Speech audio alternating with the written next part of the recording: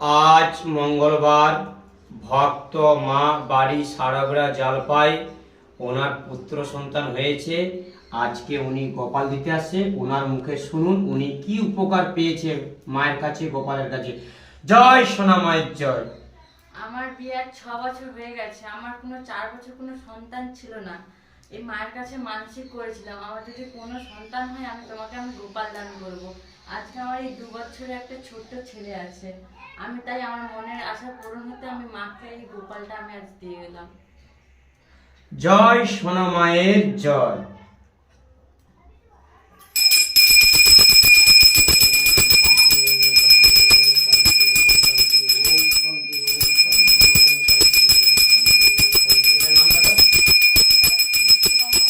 ওনারা গোপাল দান করে গেছে।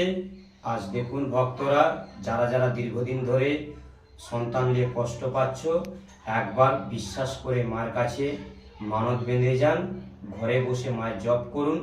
ওম মাং মনসা দেব্যায় নমঃ। জয় সোনা মায়ের জয়।